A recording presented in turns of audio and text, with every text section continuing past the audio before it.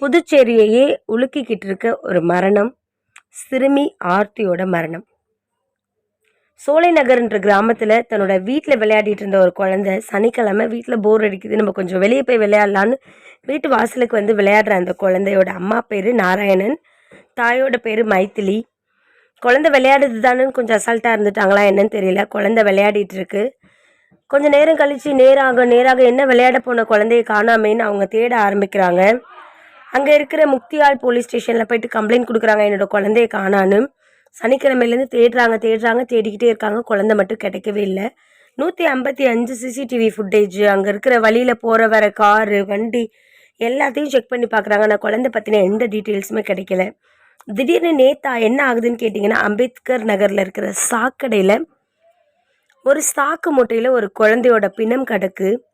அதை எடுத்து ஓப்பன் பண்ணி பார்த்தா அது குழந்தையோட சடலம், சிறுமி ஆர்த்தியோட சடலம் தான்.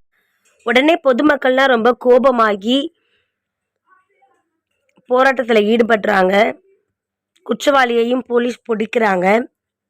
சிசிடிவி ஃபுட்டேஜில் ஃபைனலாக குழந்தை என்ன பண்ணிட்டு இருந்தது, யார் குழந்தைய கடத்துறாங்கன்ற விவரமும் தெரியுது.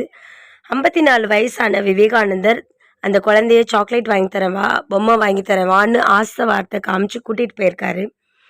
கூட்டிகிட்டு போயிட்டு ஒரு மறைவான இடத்துல உட்கார வச்சு அந்த குழந்தைக்கு பாலியல் சீண்டல்கள் செஞ்சுருக்காங்க.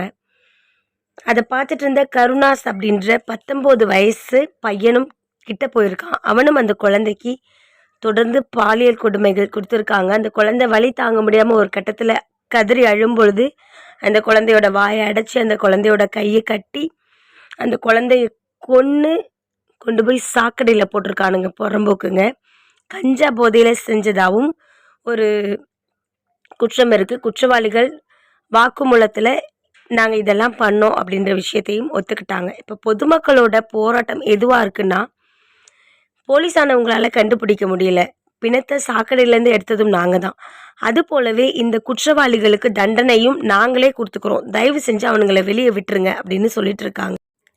பொதுமக்களோட இந்த கோபம் நியாயம்தான். அது மட்டும் இல்லாமல் தன்னோட குழந்தை ஆக்சிடெண்ட் ஆகி செத்து போயிடுச்சு, தன்னோட குழந்தை வேறு ஏதோ ஒன்று ஆகி செத்து போயிடுச்சு, உடல்நல குறைவால் செத்து போயிடுச்சுன்னு கேள்விப்படுற வழியை விட தன்னோட குழந்தைய கொன்னுட்டாங்க, பாலியல் வன்கொடுமை செஞ்சு கொன்னுட்டாங்கன்னு கேள்விப்படும்போது தாய் தந்தையோட மனம் துடிப்பும் வலியும் வேதனையும் இருக்குது பாருங்க.